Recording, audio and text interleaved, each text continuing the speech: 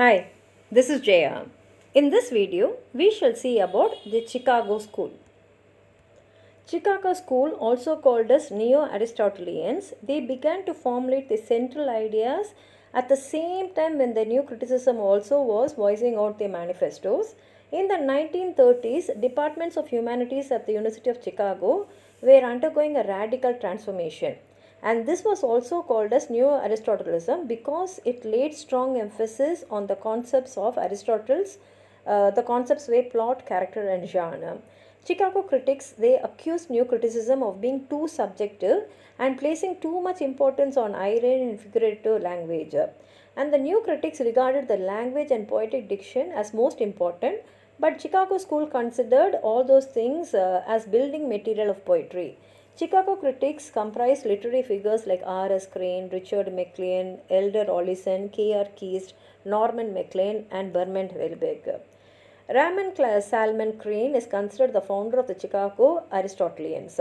And these critics later produced the central manifesto of the Chicago School, Critics and Criticism Ancient and Modern, in 1952. And this attacked both some of the important tenets of the new criticism and elaborated an alternative formalistic method of criticism derived from Aristotle's poetics. The Chicago School of Literary Criticism began at the University of Chicago in the 1930s and it lasted till 1950s. However, Cram and Chicago School generally diverged from new criticism because they insisted that literary studies should integrate both systematic theory of literature and the practice of close reading and explanation of literary text. Moreover, Chicago School drew from Aristotle's poetics a number of characteristics critical concern like emphasis on literary text as artist wholes, the analytical importance of locating individual text within given genres, and the need to identify textual and generic intention. Whereas the new critics had focused attention on specifically poetic uses of language, irony, metaphor, tension, and balance, the Chicago School followed Aristotle in emphasizing plot, character, and thought.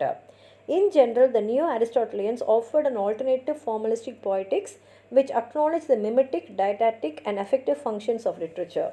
The influence of Chicago School, however, was overshadowed by the widespread adaptation of new critical dispositions throughout the American education system. If you have anything more to add on to what I've said, please write it in the comment box. Like the video, share it with your friends, and if you have not subscribed my channel, please subscribe and support. Thank you.